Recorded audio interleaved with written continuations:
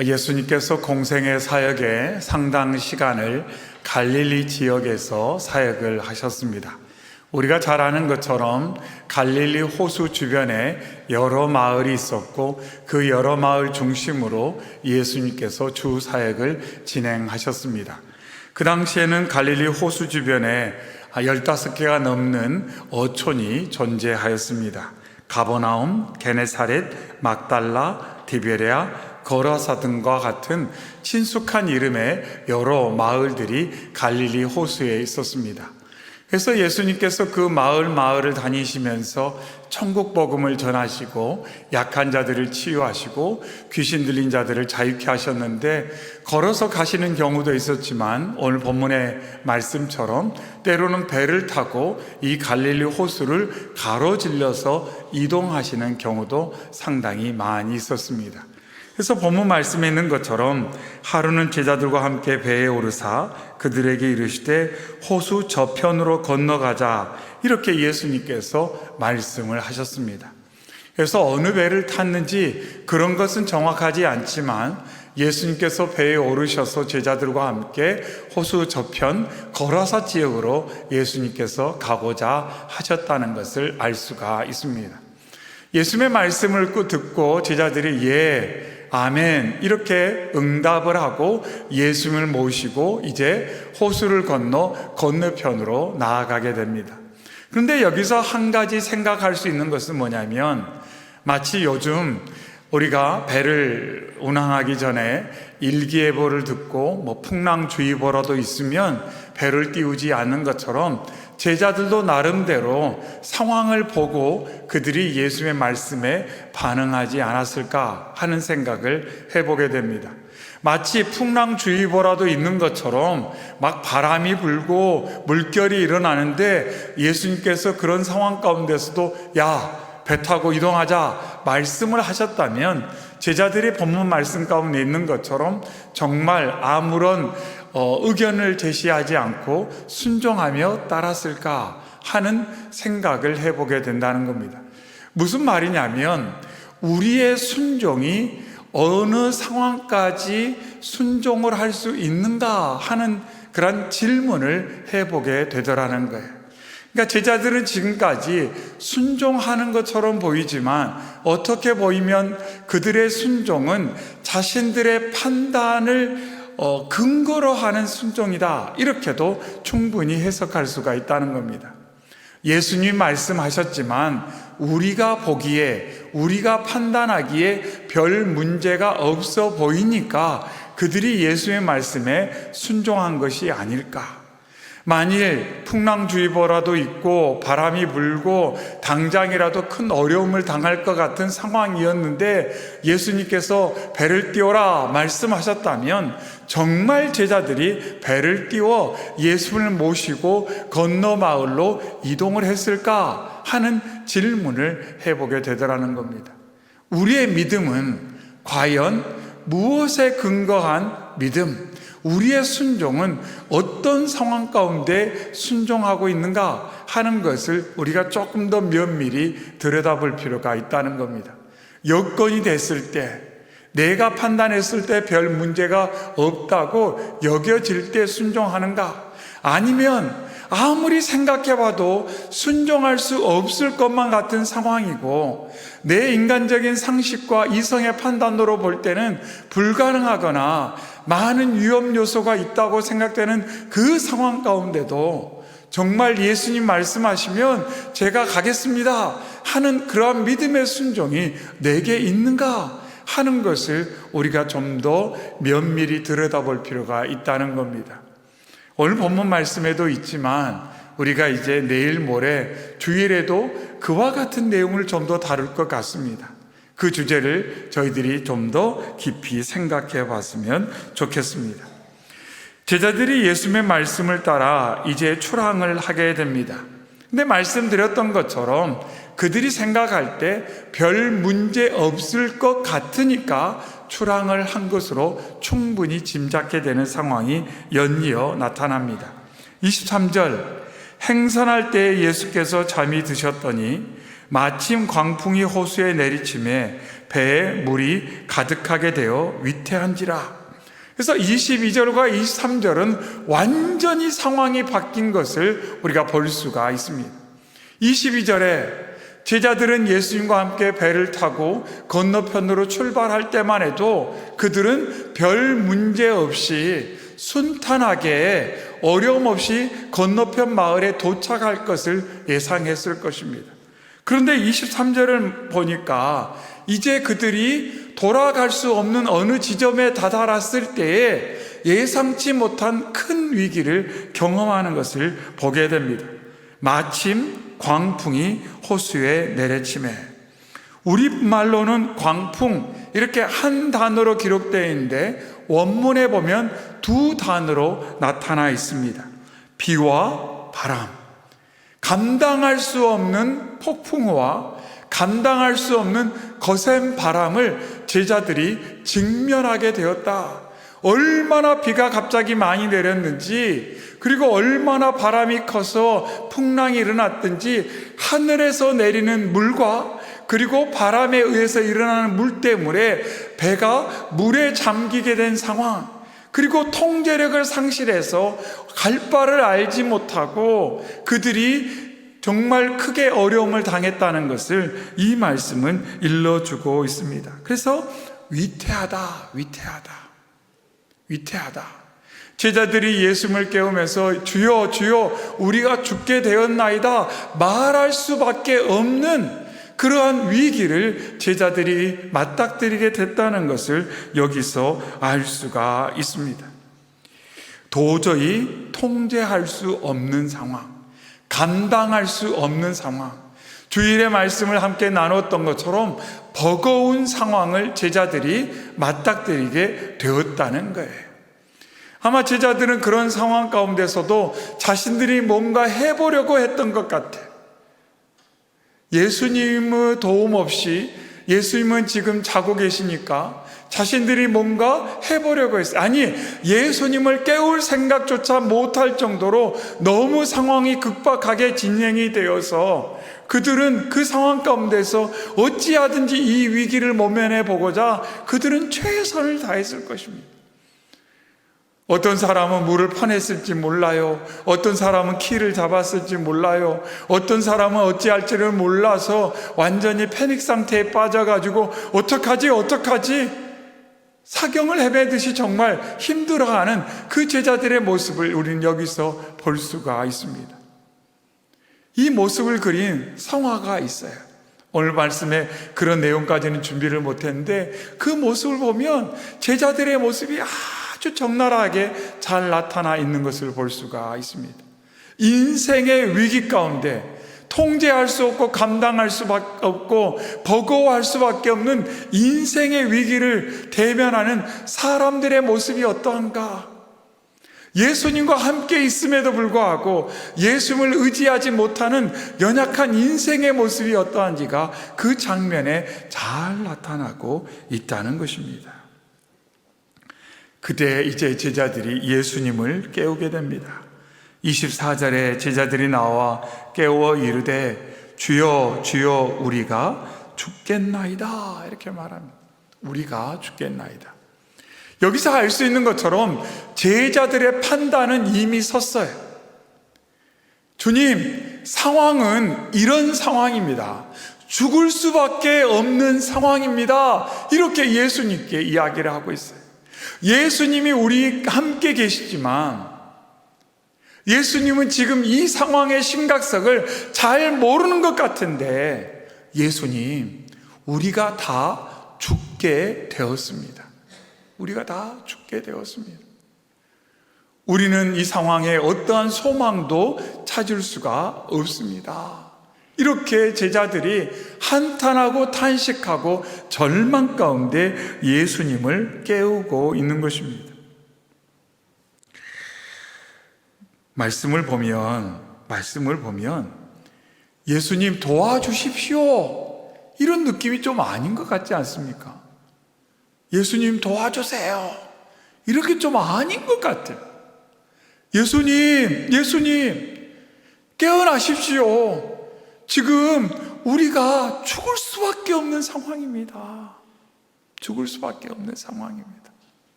제자들은 예수님께서 함께 하셔도 해결하지 못할 문제가 있다고 생각했어요. 그러니까 이 상황에서 우리가 여실히 알 수 있는 것은 제자들은 예수님이 누구인지 잘 모른다는 거예요. 제자들은 예수님이 누구인지 잘 몰라요. 실제로 예수님께서 제자들의 그러한 호소를 들으시고 풍랑을 잠잠케 한 이후에 제자들이 어떻게 말합니까? 25절 말미에 그들이 두려워하고 놀랍게 여겨 서로 말하되 그가 누구이기에 바람과 물을 명함에 순종하는가? 이렇게 도리어 상황의 질문에 예상치 못했다는 거예요. 기대하지 못했다는 거예요. 제자들이 생각할 때 우리는 다 끝났다라고 생각했어요.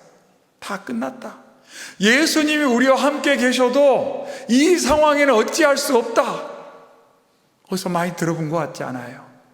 마르다와 마리아가 그러잖아요. 예수님 늦었어요. 우리 오라버니가 죽은 지 나흘이나 돼서 썩은 냄새가 진동을 합니다.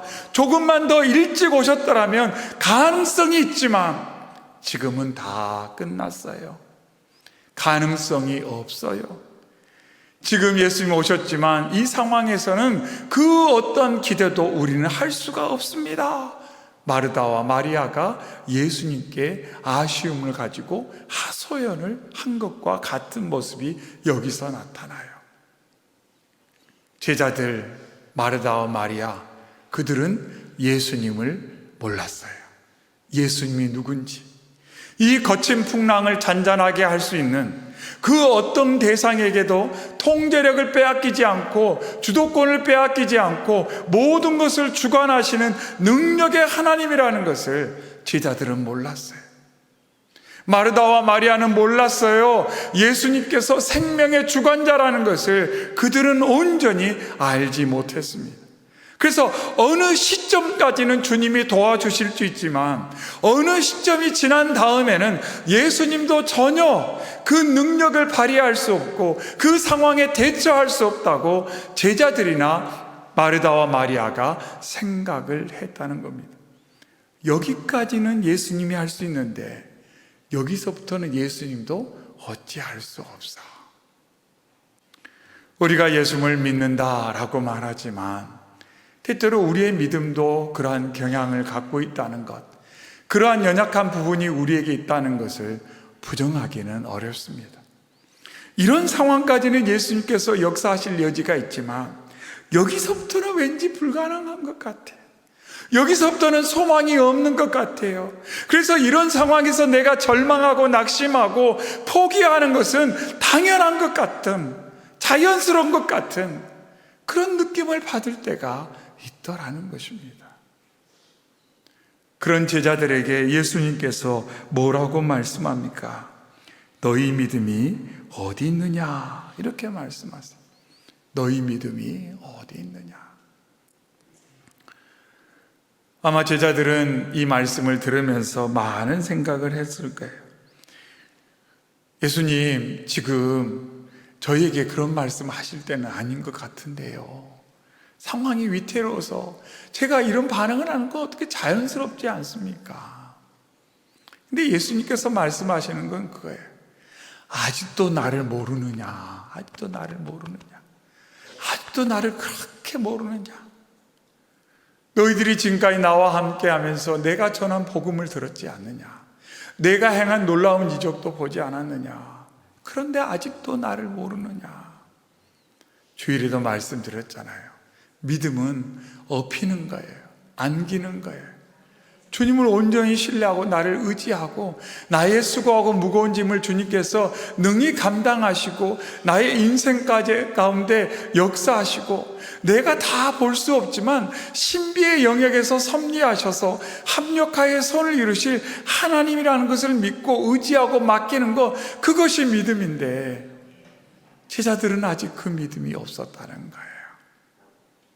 그런데 말씀드린 것처럼 우리도 그러한 믿음이 여전히 부족하다는 것을 느낄 때가 많이 있습니다.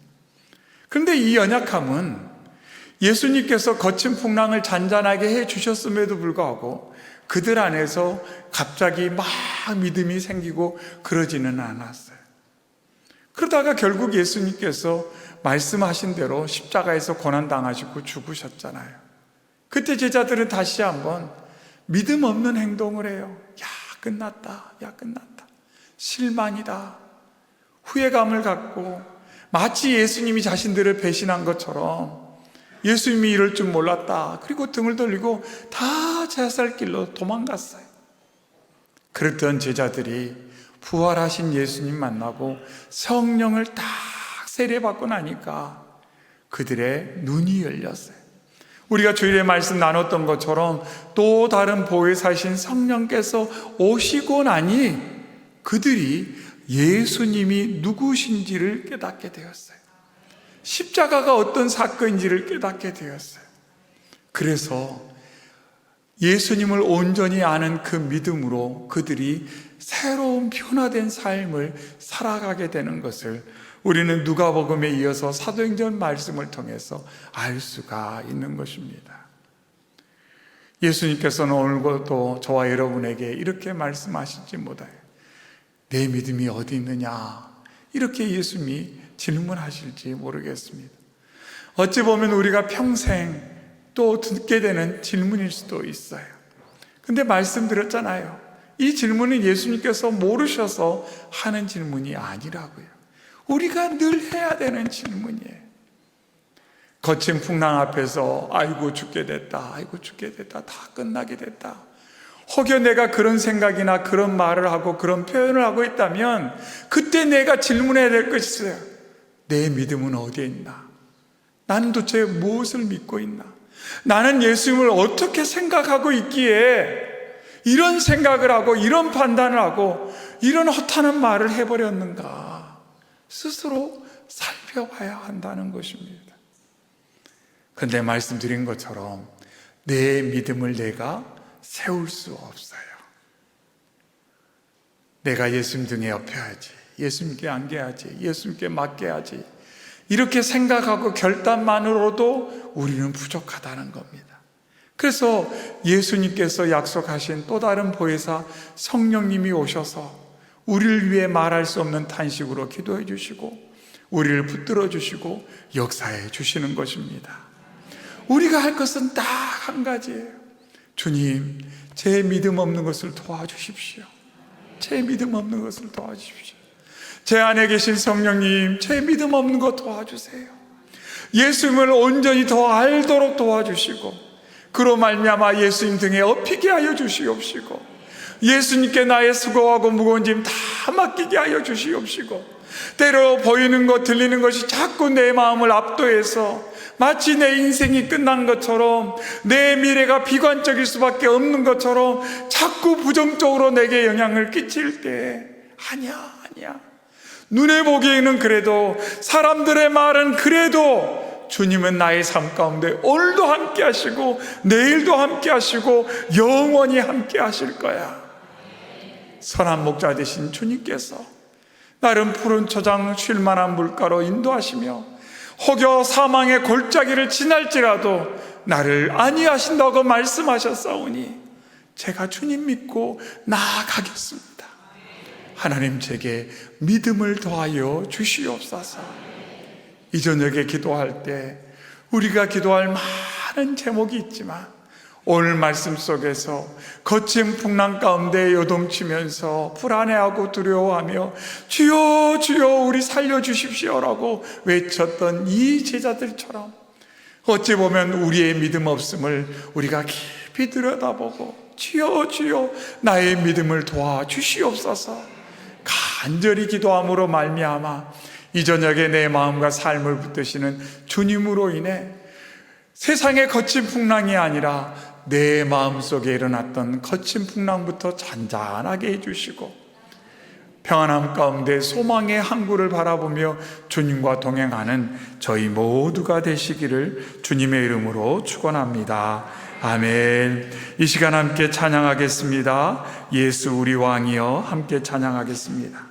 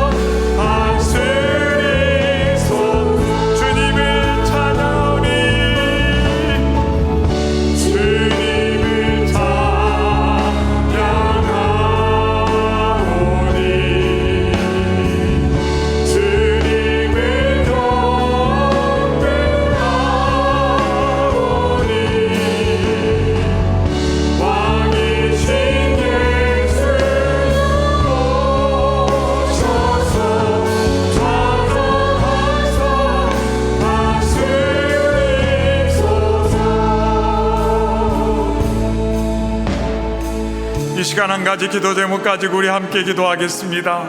이 시간 기도했던 것처럼 왕이신 예수님, 내 마음 가운데 오셔서 왕자에 앉으시고 나를 다스려 주시옵소서. 그리하여 어떤 상황 가운데서도 두려워하거나 불안하지 않게 하여 주시옵시고, 평안 가운데 주님을 믿는 믿음으로 오늘을 살게 하여 주시옵소서. 하나님, 거친 풍랑과 하나님 거센 파도 앞에서 저희의 마음이 위축되지 않게 하여 주시옵소서. 우리의 길을 가로막고 있는 홍해가 있습니까? 여리고 성처럼 견고한 성읍이 있습니까? 하나님, 보이는 것에 압도당하지 않게 하여 주시옵시고, 믿음으로 한 걸음 한 걸음 나아가게 하여 주시옵소서. 하나님, 저에게 믿음을 허락하여 주시옵소서. 이 시간 주여 한번 크게 외치고